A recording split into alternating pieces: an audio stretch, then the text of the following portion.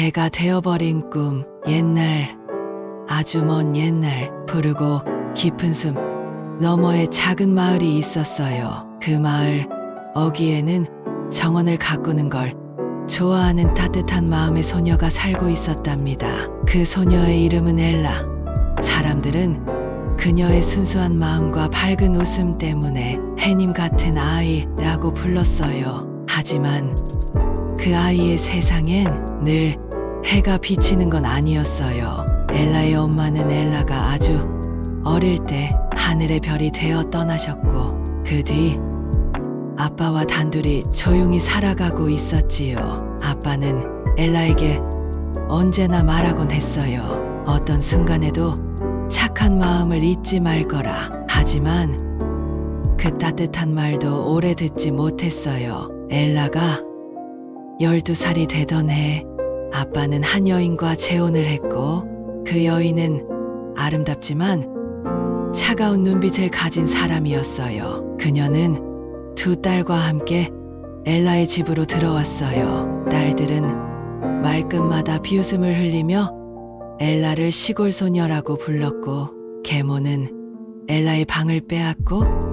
그녀를 하녀처럼 부려먹기 시작했지요. 하지만 엘라는 말하지 않았어요. 눈물도 보이지 않았어요. 밤마다 다락방의 낡은 침대에 누워 작고 낡은 곰인형을 꼭 안고 엄마, 나 잘하고 있어요. 속삭이듯 기도하듯 그렇게 잠들곤 했답니다. 그러던 어느 겨울 아빠마저 멀리 떠나게 되었어요. 눈은 소복이 내렸고 엘라의 마음에도 하얀 슬픔이 내려앉았어요. 그날 이후 엘라는 더 이상 엘라가 아니었어요. 난로가에 재를 정리하며 머리카락에는 재가, 볼에는 먼지가 묻은 채 조용히 살아갔고 계모와 두 딸은 그녀를 신데렐라라며 놀렸지요. 제투성이 엘라.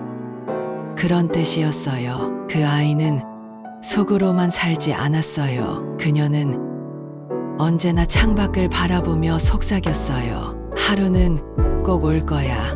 내 마음을 알아주는 하루가. 그리고 그 말은 숲을 지나 별을 건너 어느 성에 닿았어요. 그 성에는 왕자가 있었답니다.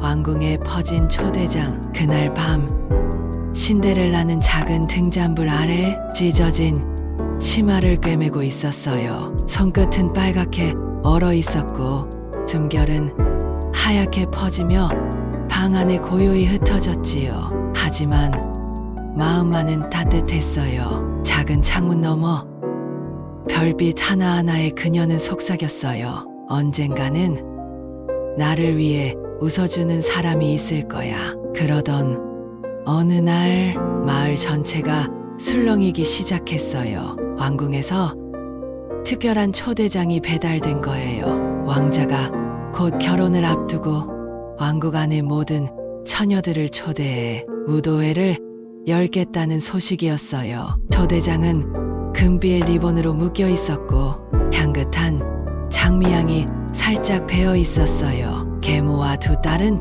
초대장을 보자마자 소리를 질렀어요. 이건 우리의 기회야. 왕자님과 결혼할 수 있을지도 몰라. 그들의 눈은 반짝였고 신데렐라는 살며시 웃었어요. 나도 갈 수 있을까? 조심스레 묻는 그녀에게 계모는 냉랭하게 말했어요. 내가? 하녀 주제에 먼지투성이 옷을 입고 그 화려한 성에 간다고? 하지만 신데렐라는 포기하지 않았어요. 밤마다 남몰래 헌천을 꿰매며 작고 단정한 드레스를 만들기 시작했죠. 그리고 마침내 무도회 전날 밤이 되었어요. 계모와 언니들은 신데렐라 앞에서 비단 드레스를 입고 보석, 목걸이를 자랑하며 웃었어요. 내가 무도회에 가고 싶다면 이 모든 집안일을 다 끝내놓아야 해. 계모는 미소를 지으며 끝없는 일들을 시켰지요. 쌀을 고르고 장작을 패고 마룻바닥을 무릎으로 문지르고 밤이 깊어갔어요. 신데렐라는 조용히 눈을 감았어요. 손에는 아직 바늘 자국이 남아 있었지만 그녀의 마음엔 희망이 반짝였어요. 그래도 한 번쯤 꿈꿔봐도 되지 않을까? 그리고 바로 그 순간 창밖 어둠 속에서 은빛 가루가 반짝이며 피어올랐어요. 마치 별빛이 내려오는 듯한 아주 환한 기운과 함께 정원 한복판에 빛나는 요정이 나타났어요. 지팡이를 손에 쥔 채 따뜻한 미소를 띤 그분은 신데렐라를 조용히 바라보며 속삭였어요. 사랑스러운 아가야, 내가 흘린 눈물과 고운 마음을 하늘도 알고 있단다. 오늘 밤만큼은 진짜 너의 모습을 보여주렴. 별빛 드레스와 유리구두, 정원에 내리던 별빛이 작은 마법의 숨결로 바뀌던 그 밤, 신데렐라는 눈을 동그랗게 뜨고 요정을 바라보았어요. 그분은 바로 하늘에서 내려온 요정이었지요. 신데렐라의 착한 마음을 오래도록 지켜보고 있던 따뜻한 마법의 친구. 요정은 달빛처럼 빛나는 지팡이를 천천히 들어 올렸어요. 그리고 부드럽게 속삭였죠. 호박 하나와 생쥐 몇 마리만 있으면 돼. 이 밤을 위한 작은 기적을 보여줄게. 신데렐라는 놀라며 정원 한 구석에 커다란 호박을 가리켰어요. 요정 데모는 그 위로 살짝 지팡이를 휘두르자 반짝 호박은 황금 마차로 변했어요. 생쥐들은 순식간에 귀족처럼 멋진 말들로 바뀌었고, 낡은 옷은 눈부신 은빛 드레스로, 낡은 신발은 맑은 유리구두로 바뀌었어요. 신데렐라는 놀라움에 숨을 삼켰어요. 눈앞에 비친 자신의 모습은 꿈속에서나 보던 공주 같았죠. 이게 저예요? 그녀는 조용히 묻듯 말했어요. 요정 데모는 미소 지으며 말했어요. 그건 내 안에 진짜 너란다. 오늘 밤 그 모습을 세상에 보여줘. 하지만 요정은 마지막으로 중요한 경고를 했어요. 자정이 되면 모든 마법은 풀릴 거야. 그러니 시계가 12번 울리기 전에 서둘러 돌아와야 해. 신데렐라는 조심스럽게 고개를 끄덕였어요. 그리고 황금 마차를 타고 조심스레 성으로 향했지요. 성의 대문은 활짝 열려 있었고 황금 촛불들이 길을 밝혔어요. 수많은 사람들이 춤을 추고 웃고 있었지만 왕자의 눈엔 단 하나의 모습만 보였어요. 은빛 드레스를 입고 살며시 문을 들어서는 한 소녀. 그녀의 눈동자 속엔 별이 반짝이고 있었어요. 왕자는 숨을 삼켰어요. 그 순간 음악은 느려졌고 세상은 조용해진 듯했죠. 그는 조심스레 손을 내밀며 말했어요. 이 밤의 첫 춤을 당신과 함께하고 싶습니다. 신데렐라는 잠깐 주저했지만 용기를 내어 손을 잡았어요. 그리고 마치 바람처럼 두 사람은 무도회장의 중심에서 세상 누구보다 아름다운 춤을 추었어요. 그 밤은 마법처럼 흘러갔어요. 웃음소리, 음악, 반짝이는 촛불. 신데렐라는 마치 꿈을 꾸는 것 같았죠. 하지만 시계가 12시를 향해 가까워졌을 때 팅, 첫 종소리가 울리자 신데렐라는 깜짝 놀랐어요. 자정이에요. 그녀는 아무 말도 남기지 못한 채 허겁지겁 계단을 내려 달렸어요. 왕자는 당황한 표정으로 그녀를 뒤따랐지만 신데렐라는 이미 멀리 달아나고 있었지요. 그리고 그 순간 계단 한켠에 유리구두 하나가 조용히 떨어졌어요. 왕자는 그 유리구두를 손에 들고 속삭였어요. 당신을 반드시 다시 찾을 거예요. 운명의 구두, 잃어버린 이름. 왕궁은 그날 이후로 아주 조용했어요. 왕자는 무도회장에서 그녀를 처음 본 순간부터 그 따뜻한 눈빛과 부드러운 미소가 머릿속을 떠나지 않았지요. 그 소녀의 이름도 어디서 왔는지도 몰랐지만 단 하나 남겨진 유리구두. 그 구두가 모든 걸 말해주고 있었어요. 이 작은 구두가 딱 맞는 사람, 그 사람이 바로 나의 운명. 왕자는 결정했어요. 왕국 전역을 돌아다니며 모든 아가씨들에게 그 구두를 신겨보겠다고. 누구도 예외 없이. 그리고 마침내 작은 마을 외곽 어느 낡은 저택의 문 앞에까지 이르게 되었죠. 그 집엔 새엄마와 두 의붓언니, 그리고 먼지 속에 숨어 지내는 조용한 한 소녀가 살고 있었어요. 신데렐라는 이 모든 걸 작은 창문 너머로 지켜보고 있었죠. 가슴이 콩콩 뛰었어요. 혹시 정말 나를 찾으러 온 걸까? 하지만 새엄마는 그 눈빛을 알아차리고 신데렐라를 다락방에 가두고 말았어요. 내가 감히 왕자님 앞에 나설 수 있을 것 같니? 그 말은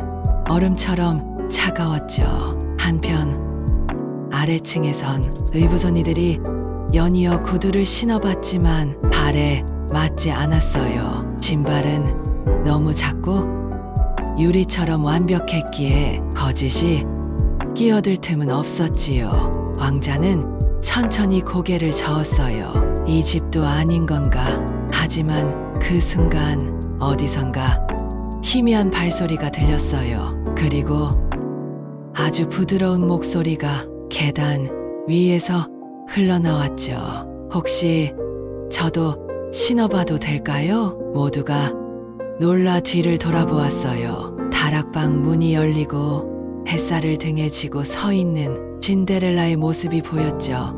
그녀의 머리는 부드럽게 빛났고 눈엔 어떤 두려움도 없었어요. 오직 희망만이 있었죠. 왕자는 숨을 멈췄어요. 그 얼굴, 그 눈빛, 바로 그 밤의 그 소녀였어요. 부디 신어보세요. 왕자는 손수 무릎을 꿇고 신데렐라의 발에 유리구두를 맞춰보았죠. 그리고 마법처럼 딱 맞았어요. 하나도 크지도 작지도 않게.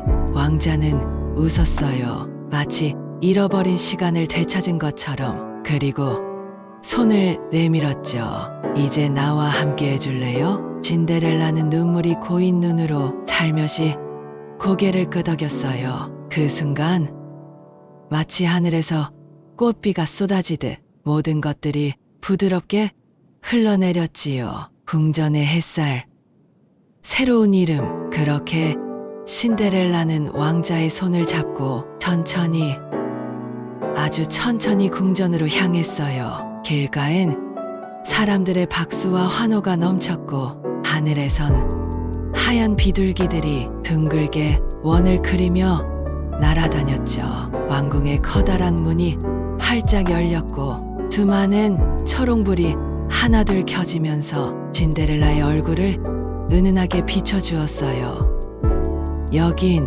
꿈속이 아니죠? 그녀가 조심스럽게 물었을 때 왕자는 웃으며 대답했어요. 이건 당신이 마땅히 누려야 할 현실이에요. 처음으로 그녀는 자신을 환영하는 이들 속에 서 있었어요. 누군가의 그림자가 아닌 자신의 빛으로 빛나는 자리였지요. 그날 밤 왕궁에서는 작은 연회가 열렸어요. 왕과 왕비는 그녀의 따뜻한 마음과 지혜를 단번에 알아보았죠. 이 아이는 진짜 보석이로구나. 왕비는 그녀의 손을 꼭 잡으며 말했어요. 그리고 며칠 후 왕자는 전하의 명령을 받아 신데렐라에게 정식으로 청혼을 했죠. 이제 함께 새로운 삶을 시작하고 싶어요. 언제나 당신 곁에 있고 싶어요. 신데렐라는 조용히 눈을 감았어요. 그동안의 아픔이 한순간에 사르르 녹아내렸죠. 그리고 그녀는 말했어요. 내 이름은 신데렐라. 하지만 이제부터는 당신과 함께 걷는 엘라 공주가 되고 싶어요. 모두가 박수를 보냈고 온 궁전이 행복한 빛으로 물들었어요. 그날 밤 그녀는 혼자 침실 창가에 앉아 하늘을 바라보았죠. 별빛 하나가 그녀의 눈동자에 머물다 조용히 속삭였어요. 내가 참아온 시간들은 결국 너를 빛나게 했단다. 신데렐라는 웃었어요. 그리고 다짐했죠. 이제는 더 이상 슬픔으로 잠들지 않겠다고. 이제는 자신을 믿으며 살아가겠다고. 희망이 머무는 성. 그로부터 얼마 후 왕궁엔 꽃향기가 가득한 아침이 찾아왔어요. 하늘은 맑고 햇살은 부드럽게 내려앉아 궁전의 정원을 환하게 밝혔지요. 그리고 그날 온 나라가 기다리던 결혼식이 열렸어요. 신데렐라는 순백의 드레스를 입고 거울 앞에 조용히 섰어요. 옛날 다락방에서 입었던 해진 옷들을 떠올리며 살며시 입꼬리를 올렸죠. 이 옷보다 내 마음이 더 밝게 빛났으면 좋겠어. 그녀는 그렇게 자신에게 다정하게 말해보았어요. 연회장엔 모든 이들이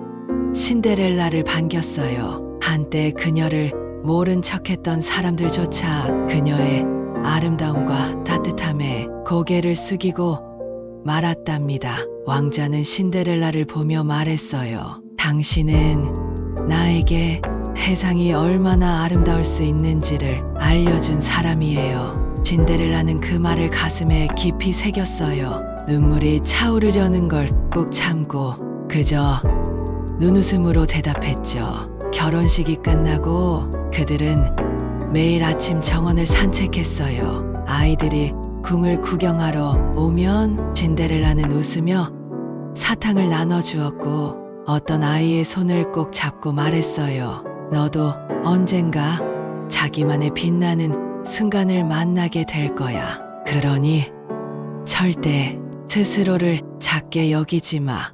그리고 어느 날 신데렐라는 궁 안에 작은 방을 만들었어요. 그곳엔 책들과 음악, 아이들이 꿈을 꿀 수 있는 조용한 공간이 있었죠. 그 방의 이름은 희망의 방. 그곳에선 누구나 자신만의 이야기를 꾸밀 수 있었고 신데렐라는 언제나 작은 목소리로 동화처럼 이야기해줬어요. 옛날에 너와 닮은 누군가가 있었단다. 그 아이는 아주 오래 참았고 결국 세상에서 가장 따뜻한 곳에 도착했지. 밤이 되면 왕과 함께 별을 바라보며 신데렐라는 속삭였어요. 이제야 알겠어. 진짜 마법은 유리구두가 아니라 나를 믿어준 마음이었어. 왕자는 그녀의 손을 꼭 잡고 대답했어요. 그리고 당신이 그 마음을 받아준 용기였죠. 그리하여 신데렐라의 이름은 시간이 흘러도 잊히지 않았어요. 그녀는 단지 공주가 아니라 수많은 마음 속의 등불이 되어 끝없이 퍼져나갔지요. 그리고 오늘 밤도 그 별빛 아래 누군가는 조용히 속삭일 거예요. 나도 언젠가 신데렐라처럼 내 안의 빛을 찾게 될 거야. 구독과 좋아요, 알림 설정 부탁드려요. 앞으로 계속 별처럼 쏟아진 이야기들과 함께해요.